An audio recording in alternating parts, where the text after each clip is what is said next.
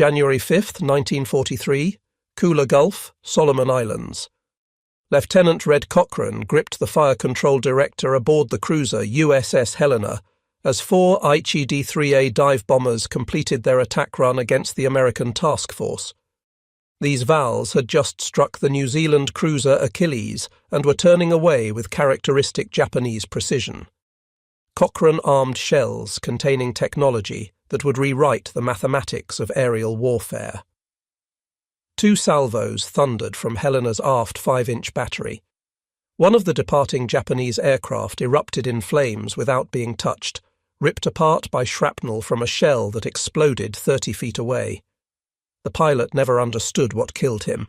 Neither did his commanders. Neither would the Japanese high command for the remainder of the war.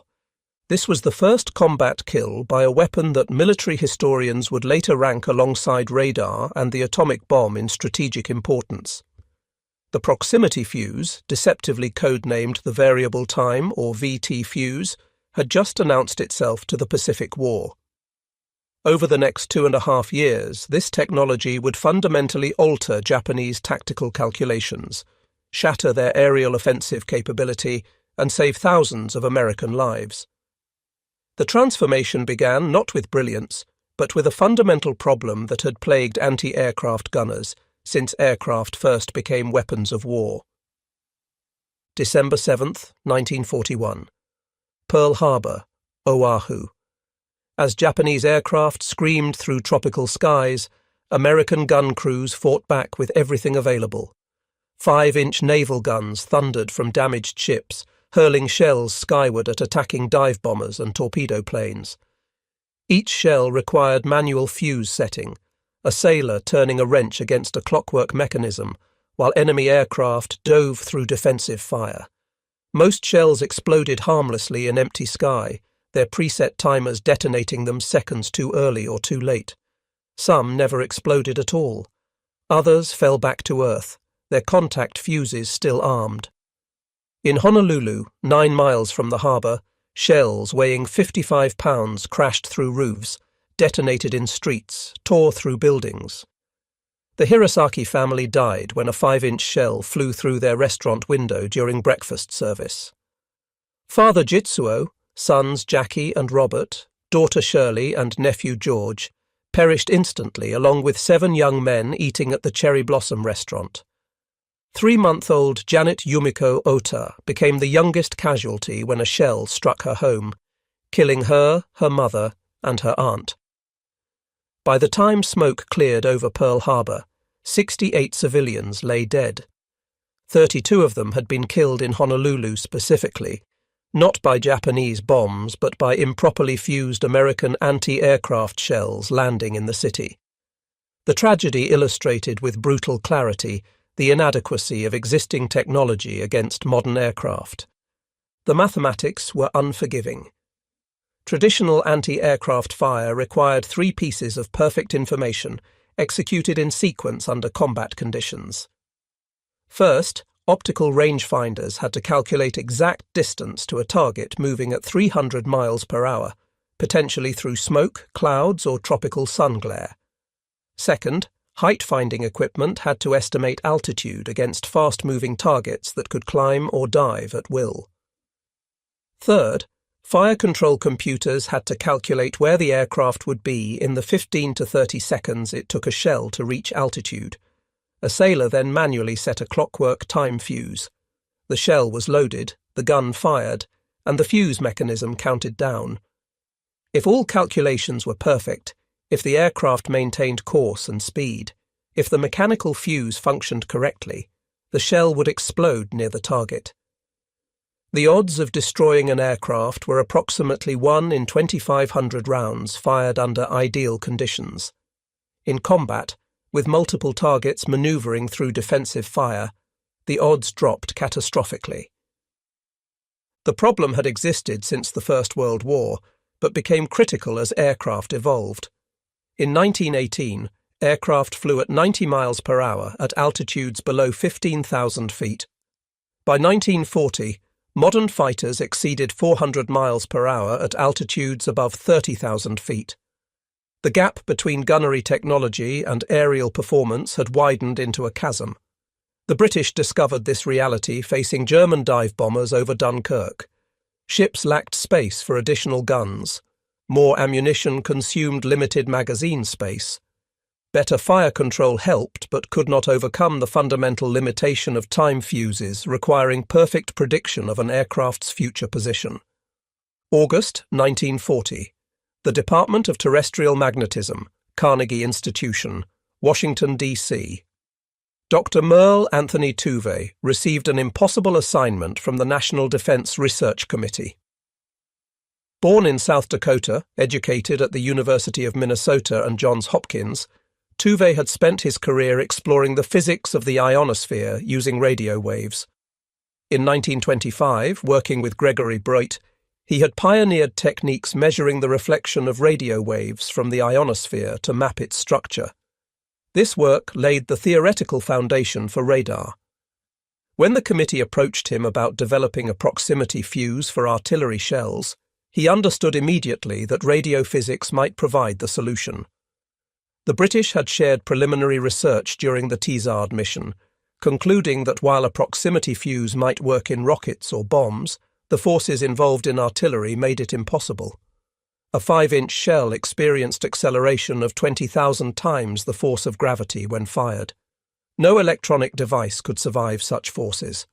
Certainly not the delicate vacuum tubes that formed the only available electronic components in 1940. Tuve proposed something different: a miniature radio transmitter and receiver, no larger than a pint milk bottle, installed in the nose of an artillery shell. The transmitter would broadcast continuously. As the shell approached a target, radio waves would reflect back. The frequency of the reflected signal would shift due to the Doppler effect.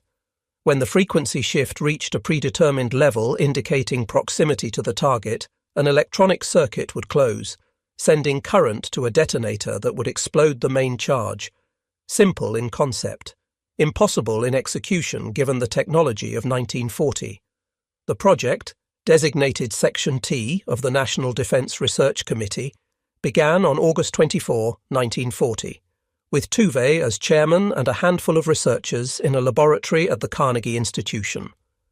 Their first challenge was identifying what components a working fuse required: a radio transmitter capable of operating at frequencies that would provide usable Doppler shift, a receiver sensitive enough to detect reflected signals from an aircraft several hundred feet away, an electronic amplifier to boost the received signal, a circuit to compare transmitted and received frequencies and detect Doppler shift, a power source that could provide sufficient voltage and current, a detonator triggered by the electronic circuit, safety mechanisms to prevent premature detonation. All of this had to fit inside a space approximately 8 inches long and 2 inches in diameter. Every component presented problems that seemed insurmountable. Vacuum tubes, the only electronic amplifying devices available in 1940, were fragile glass envelopes containing delicate filaments and electrodes. Standard radio tubes were 6 inches tall and weighed several ounces. The largest tubes manufactured for rugged applications were designed for mobile military radios and could withstand 10 G of acceleration.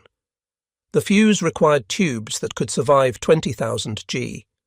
At 20,000 G, a 1-ounce tube would weigh 1,250 pounds for the fraction of a second it took the shell to travel down the barrel.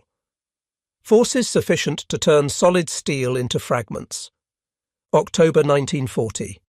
Laboratories across America received urgent requests from the National Defense Research Committee.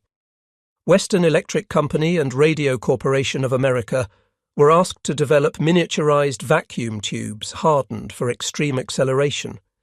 Sylvania developed specialized glass formulations.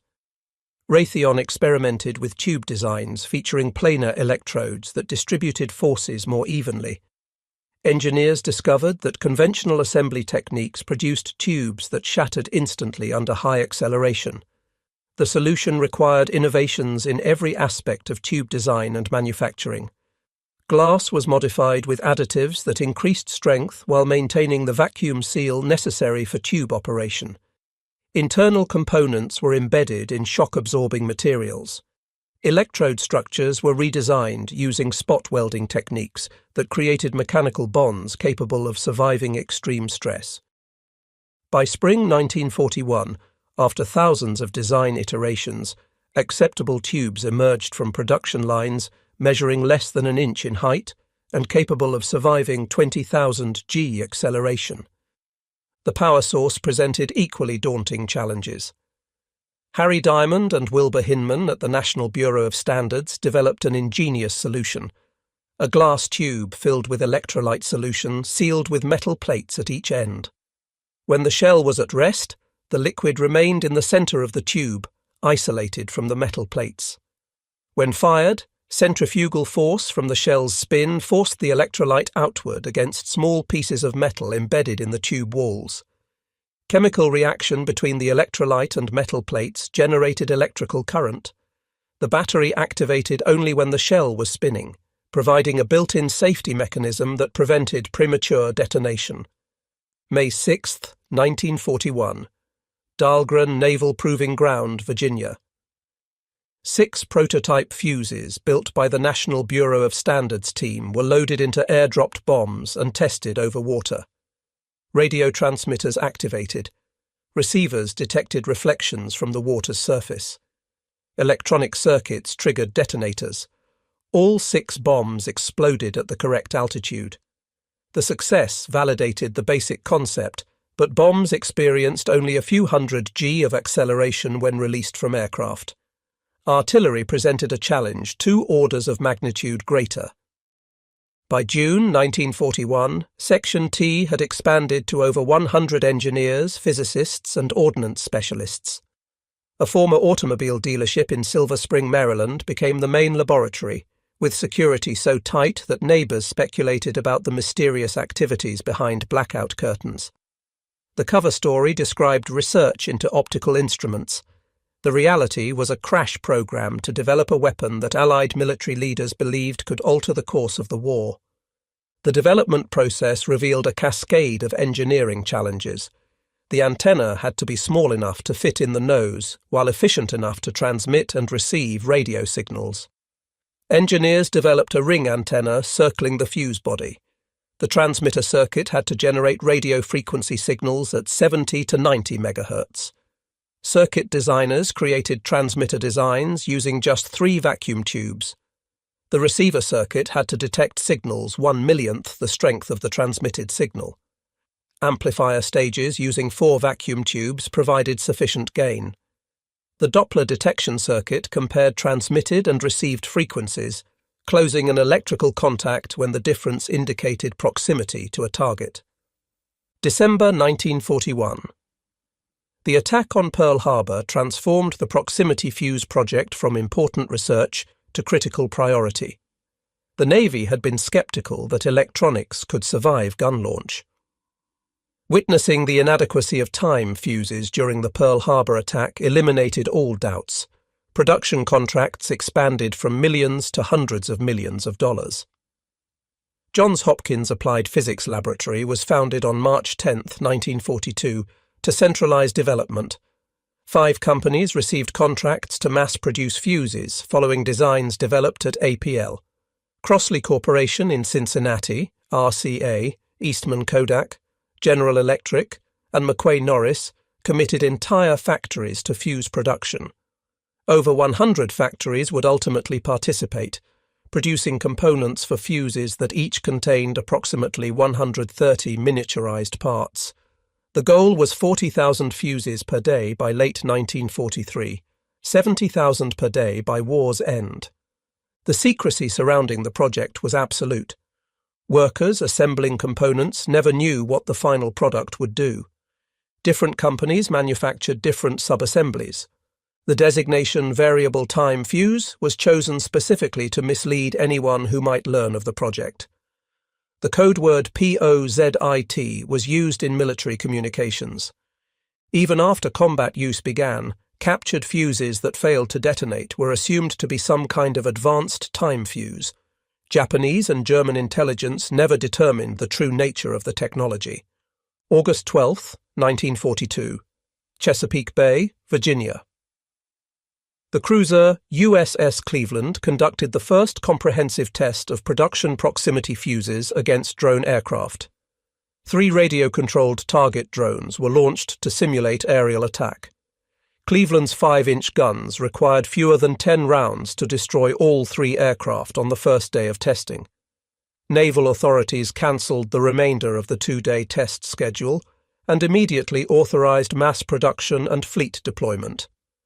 In tests over the previous 2 years, time-fused shells scored hits requiring an average of 2,500 rounds fired per aircraft destroyed.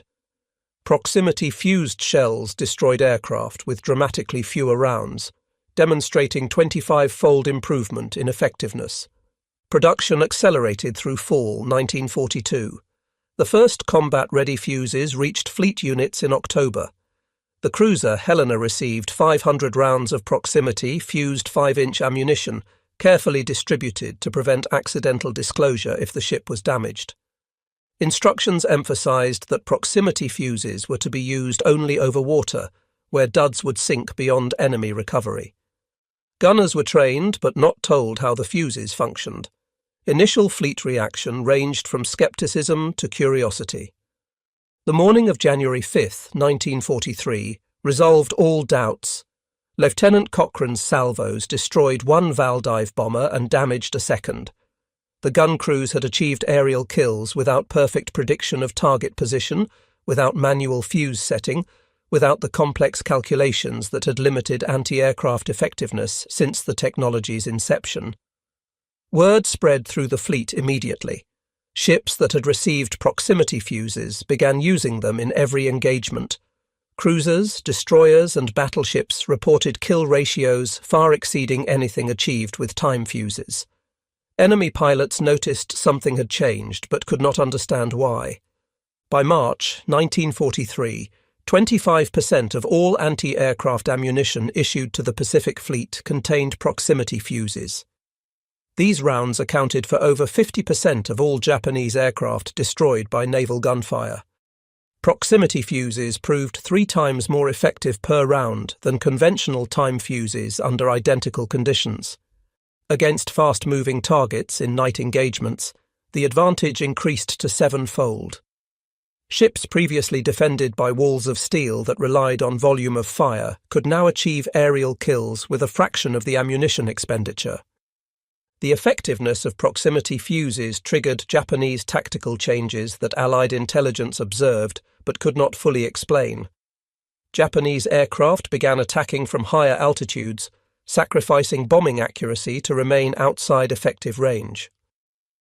Torpedo bombers approached at wave top altitude, where radio reflections from the ocean surface caused premature detonations. Dive bombers released at steeper angles to minimize exposure time. These adaptations reduced Japanese strike effectiveness while failing to restore the advantage they had enjoyed earlier in the war. American ships continued to shoot down Japanese aircraft at rates that made conventional attacks unsustainable. Admiral William Halsey credited proximity fuses with fundamentally changing the balance of power. Japanese torpedo bombers had been particularly effective in night attacks when visual tracking was difficult and time fuses were nearly useless. With radar detection and proximity fuses, ships could engage aircraft effectively in total darkness. During 1943, despite using proximity fuses in only 25% of ammunition expended, over half of Japanese aircraft destroyed by anti-aircraft fire were killed by proximity-fused shells. October 1944, the Philippines. Japanese forces facing inevitable defeat implemented a strategy that would test American defenses to the breaking point. Special attack units, officially termed Shinpu Tokubetsu Kogeki Tai, but known universally as kamikaze, began deliberate suicide attacks against American ships. The first organized kamikaze attacks struck during the Battle of Leyte Gulf. The tactic was born from desperation and Japanese recognition that conventional attacks had become ineffective. Experienced pilots had been systematically destroyed over 2 years of attrition. Replacement pilots received minimal training, insufficient for bombing and torpedo attacks that required precision. Kamikaze attacks required only enough skill to keep an aircraft pointed at a target. Proximity fuses proved essential against kamikaze attacks, though their effectiveness was complicated by the nature of the threat. Conventional attacks saw aircraft approach, release weapons, and attempt to escape. Proximity fuses destroyed attackers at distances where damaged aircraft would miss their targets. Kamikaze attacks removed the escape phase. Pilots flying damaged aircraft continued toward targets, sometimes surviving long enough to crash into ships even after sustaining damage that would have caused conventional attackers to abort. The solution required concentration of fire that destroyed aircraft completely, rather than merely damaging them. Ships increased rates of fire, created denser patterns of proximity, fused shells, and engaged targets at longer ranges. The destroyer USS Hadley and destroyer escort USS Evans, operating as radar pickets, faced 156 attacking aircraft on May 11, 1945, during a 90-minute engagement.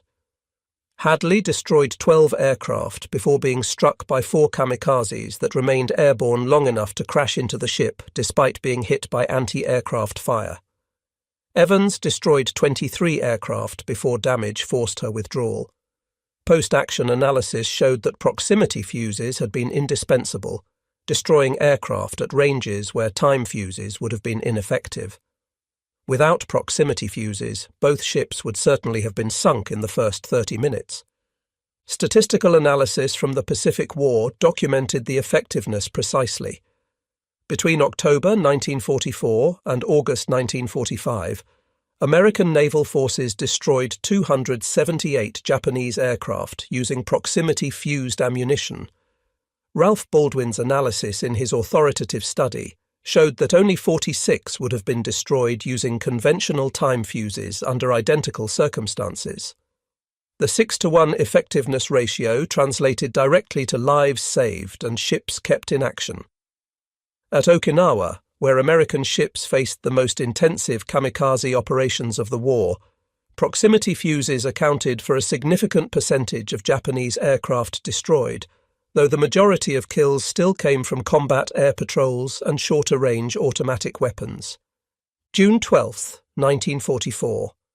The fields of northern France. While proximity fuses revolutionized naval warfare in the Pacific, restrictions had prevented their use over land where unexploded fuses might fall into enemy hands. German technical intelligence had proven capable of reverse engineering captured equipment, but the V-1 flying bomb campaign against London forced reconsideration. Beginning June 13, 1944, Germany launched thousands of V-1 cruise missiles at England, with over 120 per day at the height of the assault.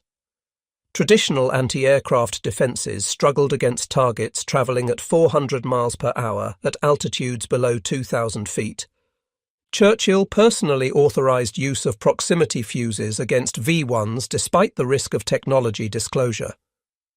Modified fuses were rushed into production at Crosley Corporation and flown across the Atlantic by special Lancaster bomber flights. British 3.7-inch and American 90mm anti-aircraft guns began firing proximity-fused ammunition against incoming V-1s in mid-July 1944. The effect was immediate and overwhelming. During the first week, kill rates increased from 10% to 24%. By the fourth week, 79% of V-1s were destroyed by proximity-fused anti-aircraft fire.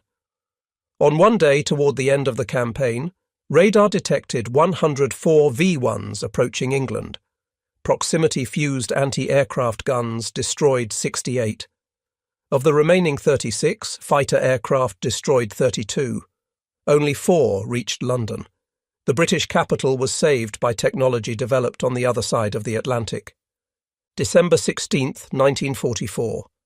The Ardennes Forest, Belgium. German forces launched their final major offensive in the west, attacking through terrain considered impassable for armour. The Battle of the Bulge caught American forces by surprise in weather that grounded air support.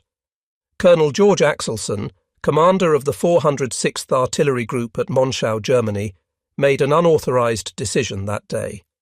Facing massed German infantry assault, he ordered his gunners to use proximity fuses in ground combat despite strict prohibitions against land use. The emergency, he decided, trumped the restrictions. 3 days later, on December 19th, General Dwight Eisenhower formally requested authorization to use proximity fuses in ground operations.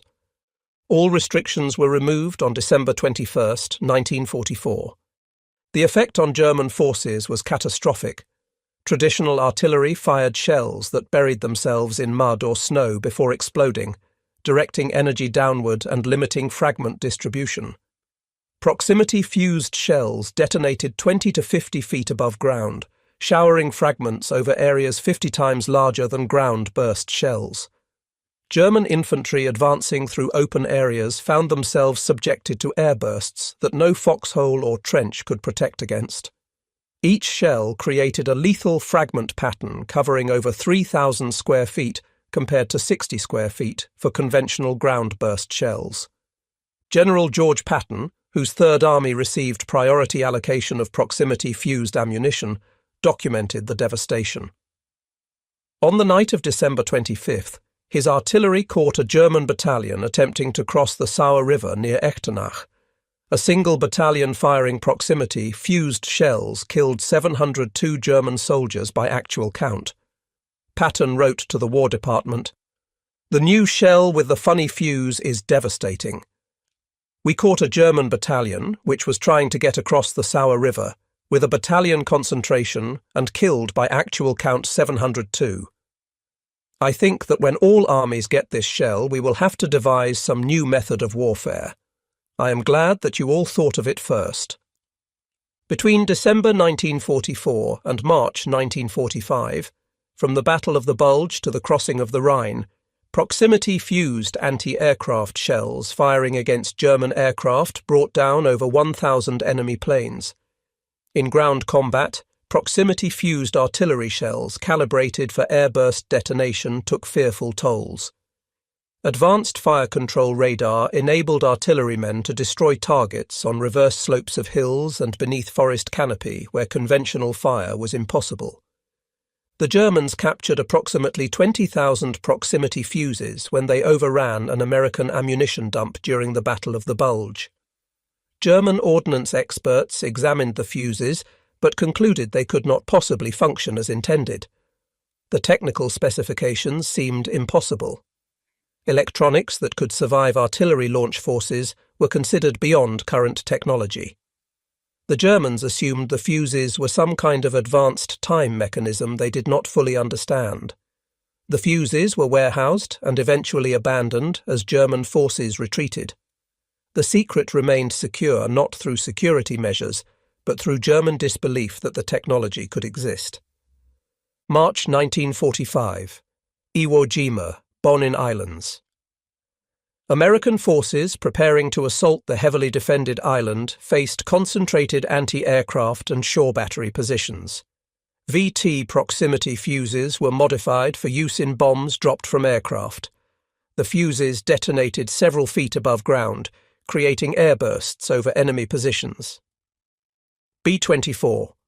Liberator bombers dropped proximity-fused bombs on Japanese anti-aircraft positions before Marines landed. The results exceeded expectations. Airburst detonations caught Japanese gunners in the open and destroyed equipment that would have remained undamaged by near-miss ground bursts. By August 1945, over 22 million proximity fuses had been manufactured at a cost exceeding $1 billion in 1940s currency. Each fuse contained 130 miniaturized electronic components. The supply chain involved 87 firms using 110 factories. Crossley Corporation, RCA, Eastman Kodak, General Electric, and McQuay Norris served as primary assembly contractors, with over 2,000 suppliers providing components. At peak production, the American electronics industry manufactured 70,000 fuses daily. The cost per fuse dropped from $732 in 1942 to $18 by 1945, as production techniques improved and economies of scale took effect. Secretary of the Navy James Forrestal stated after the war that the proximity fuse helped blaze the trail to Japan, noting that without the protection this device provided to surface ships, the westward advance could not have been so swift and the cost in men and ships would have been immeasurably greater. Admiral Arleigh Burke, who served as Chief of Staff to Admiral Mark Mitcher commanding fast carrier task forces, recalled that all 5-inch ammunition in 1945 was fitted with proximity fuses, and those fuses knocked down enemy planes by the dozens, preventing ship losses and casualties that would have been enormously larger without this technology.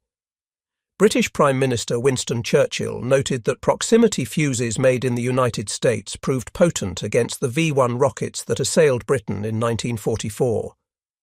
The Japanese never fully understood why American anti-aircraft effectiveness had increased so dramatically after early 1943. Post-war interrogations of Japanese military officials revealed that most believed Americans had developed superior fire control radar or had integrated aircraft detection with gun directors in ways Japan could not match. Some Japanese engineers speculated about radio-controlled shells, but dismissed the concept as technically impossible, given the forces involved in gun launch. The idea that individual shells could carry miniaturized radar systems seemed beyond credible technology. This failure of imagination allowed the proximity fuse to remain operationally secret throughout the war. The human cost of Japanese failure to develop equivalent technology is substantial. Japanese naval aviation lost over 12,000 aircraft in combat during the war. Documented evidence shows proximity fuses accounted for destroying several hundred of these aircraft directly through anti-aircraft fire. Each aircraft represented not just material loss, but trained aircrew impossible to replace. The death of experienced pilots in 1943 and 1944 forced Japan to commit poorly trained replacements who fell victim to American defenses at unsustainable rates.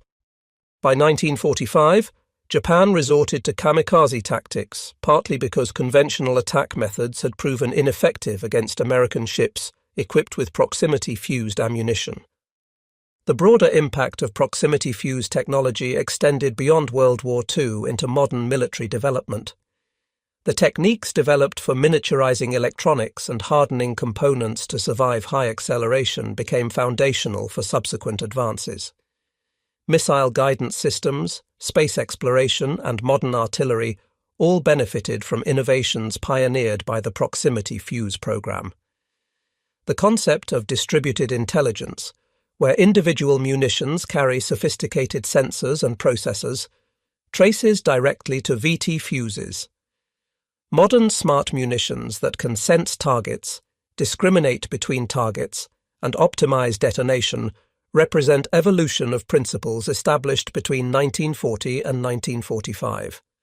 Dr. Merle Tuve, returning to the Carnegie Institution after the war, rarely spoke publicly about his role developing proximity fuses.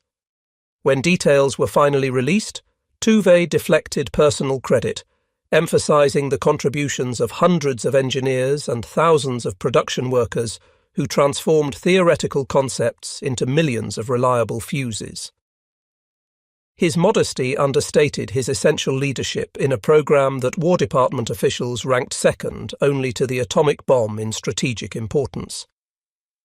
Without his insight that radio proximity detection could be miniaturized sufficiently for artillery shells, without his persistence through early failures when success seemed impossible, the proximity fuse would have remained a theoretical concept rather than combat reality.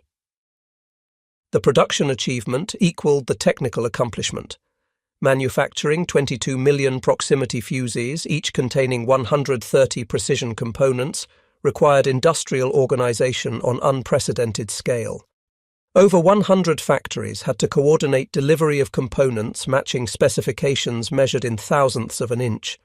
Supply chains had to deliver vacuum tubes, batteries, and electronic components from hundreds of specialized suppliers, all synchronized to keep assembly lines operating at capacity. At 70,000 fuses per day, production required approximately 9 billion total electronic components over the course of the war. The proximity fuse stands alongside radar and penicillin as one of a handful of technologies that materially affected World War II's outcome. Unlike radar, whose development occurred in multiple countries, the proximity fuse resulted from deliberate application of existing knowledge to a specific problem.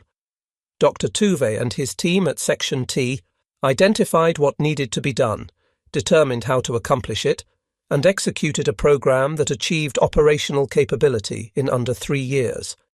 This focused approach to weapons development became the model for Cold War military research. The Manhattan Project developing atomic weapons followed similar organizational patterns. Post-war missile programs adopted the same structure of university laboratories, industrial contractors, and military oversight. The legacy of those 20,000 G-rated fuses extends beyond their combat effectiveness into how nations organize scientific talent for military objectives, how industries manufacture precision electronics at scale, and how seemingly impossible technical challenges yield to sustained effort backed by adequate resources. The miniaturized vacuum tubes that seemed impossible in 1940 became routine by 1945. The precision manufacturing that required specialized technicians became automated as production techniques advanced. But in 1943, 1944, and 1945, as Japanese aircraft fell from the sky, as German infantry died under precisely timed airbursts, as V-1 missiles disintegrated over the English Channel, the proximity fuse represented the cutting edge of what human ingenuity could achieve. Lieutenant Red Cochrane, watching that first Japanese VAL disintegrate on January 5, 1943, understood that something fundamental had changed in aerial combat. His gun crew had destroyed an aircraft without perfect aim, without precise fuse setting, without any of the calculations that had limited anti-aircraft effectiveness for decades. The shell had done the work, sensing the target, timing its own detonation, achieving what human gunners could only approximate. In that moment off Guadalcanal, a new era in warfare had begun.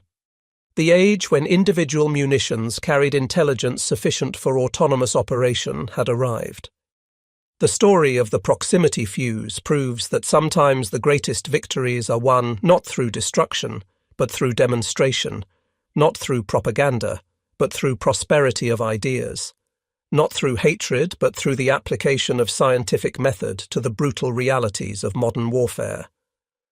The German soldiers and Japanese airmen who faced proximity fuses never understood what killed them.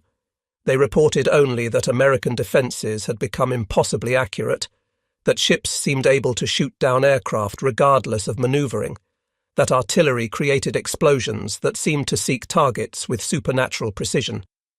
The proximity fuse did not win the war alone. No single technology did. But it contributed to victory in ways that saved thousands of American lives and accelerated Axis defeat by making aerial offensive operations unsustainable against well-defended targets. Those 20,000 G-rated fuses, each one representing the technological limits of 1940s science, turned American artillery into a weapon system that enemy forces never expected and could never effectively counter.